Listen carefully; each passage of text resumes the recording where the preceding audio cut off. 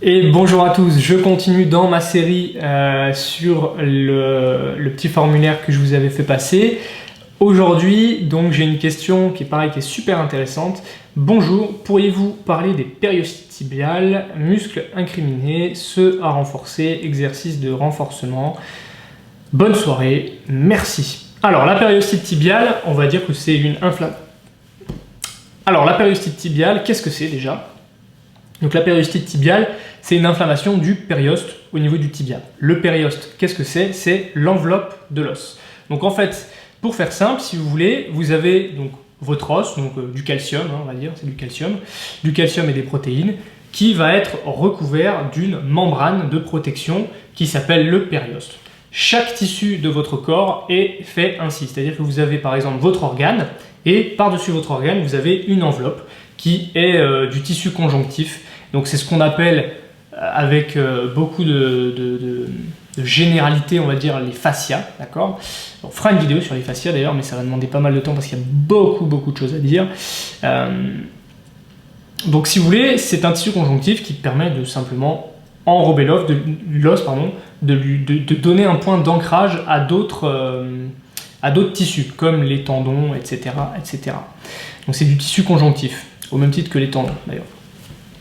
Donc la périostite, c'est une inflammation, si vous voulez, de cette membrane-là. Alors souvent, c'est plutôt sur la face antérieure, donc devant le tibia, et souvent au niveau des extenseurs, donc les muscles qui permettent de relever. C'est une pathologie qui est très présente, notamment dans la course à pied ou dans tous les sports où il y a des impacts, tout simplement parce que c'est justement des sports qui favorisent un petit peu l'installation de ce type d'inflammation à ce niveau-là.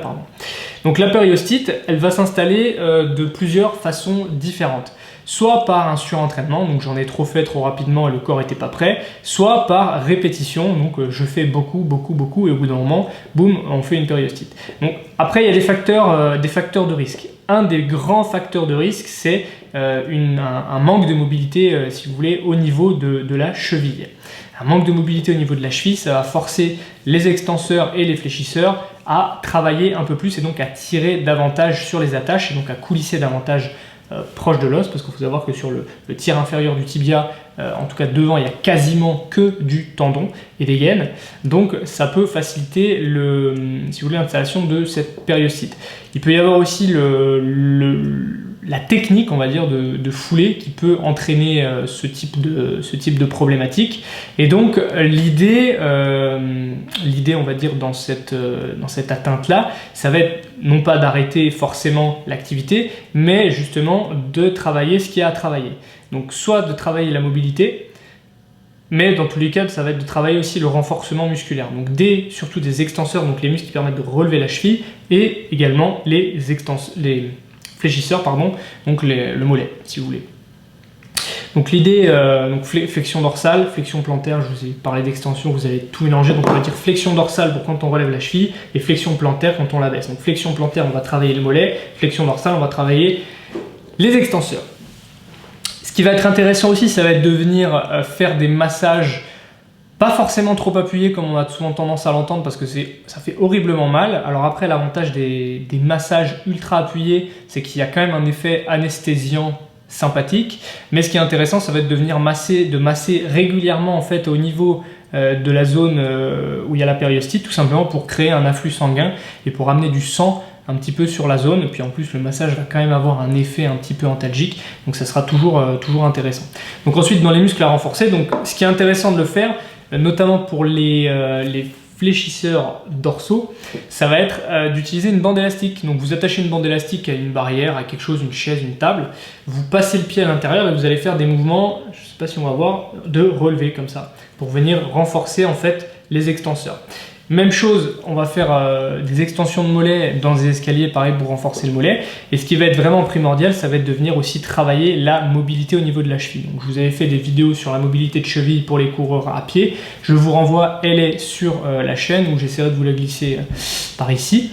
Mais ce qui va être vraiment très important, c'est ça va être de renforcer ces muscles-là pour augmenter, si vous voulez, leur endurance et puis les renforcer tout simplement, et également de travailler la mobilité de cheville pour éviter d'avoir à faire surtravailler certains muscles et pour améliorer la capacité de la cheville à gérer les impacts.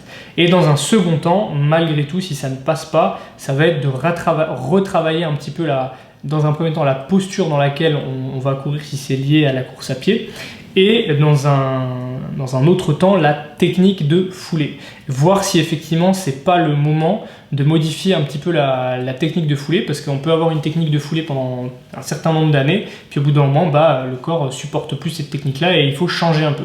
Donc ça va peut-être être le moment de faire une transition entre les deux.